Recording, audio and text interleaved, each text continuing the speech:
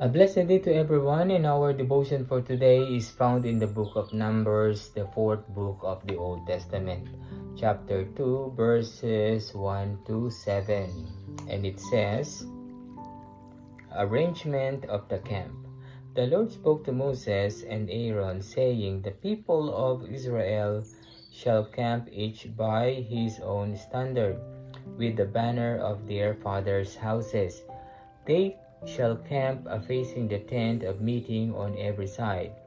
Those to camp on the east side toward the sunrise shall be of the standard of the camp of Judah by their companies, the chief of the people of Judah being Nashon, the son of Aminadab. His company as listed being 74,600. Those to camp next to him shall be the tribe of Issachar. The chief of the people of Issachar being Nethanel, the son of Zuar, his company as listed being 54,400. Then the tribe of Zebulun, the chief of the people of Zebulun being Eliab, the son of Helon. This is the word of the Lord. Amen.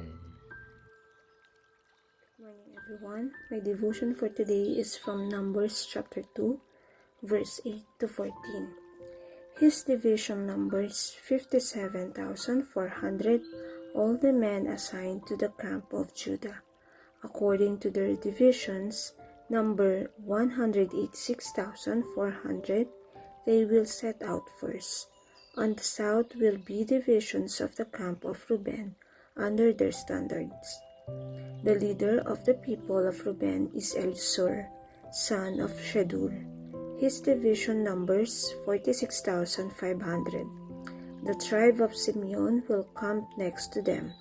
The leader of the people of Simeon is Shelumiel, son of Shurisadai. His division numbers 59,300. The tribe of Gad will be next.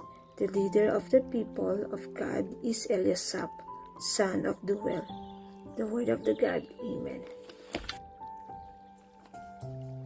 Good day, everyone. Our devotion for today is from the book of Numbers, chapter 2, verse 15 to 21. The arrangement of the tribal camps. His division numbers 45,650.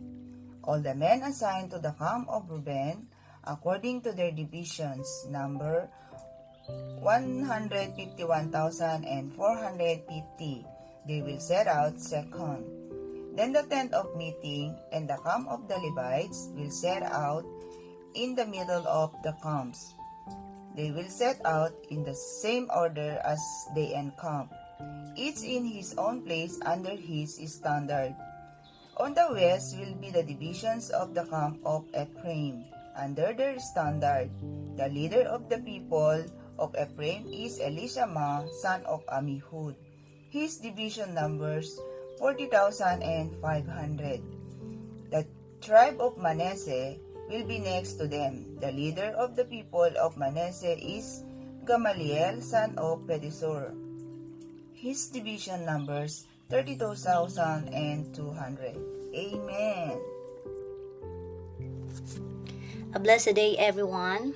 Our reading for today is from the book of Numbers, chapter 2, Arrangement of the Camp. I'll be reading from verse 22 to 28, and here is the scriptures. Then the tribe of Benjamin, the chief of the people of Benjamin, being Abidan, the son of Gideoni, his company as listed being 35,400. All those listed of the camp of Ephraim by their companies were 108,100. They shall set out third on the march. On the north side shall be the standard of the camp of Dan by their companies, the chief of the people of Dan being Ahiezer, the son of Ammishaddai, his company as listed being 62,700. And those to camp next to him shall be the tribe of Asher, the chief of the people of Asher being Pagiel, the son of Utzran. His company is listed being 41,500. Amen. A blessed day, everyone. My devotion for today is from the book of Numbers, chapter 2, verses 29 to 34. And it says, "The tribe of Naphtali will be next. The leaders of the people of Naphtali is Ahira, son of Enan. His division numbers 53,400. All the men assigned to the camp of Dan number 157,600. They will set out last under their standards. These are the Israelites counted according to their families, all those in the camps, by their divisions, number 603,550. The Levites, however, were not counted along with the other Israelites as the Lord commanded Moses. So the Israelites did everything the Lord commanded Moses. That is the way they encamped under their standards, and that is the way they set out, each with his clan and family." This is the word of the Lord.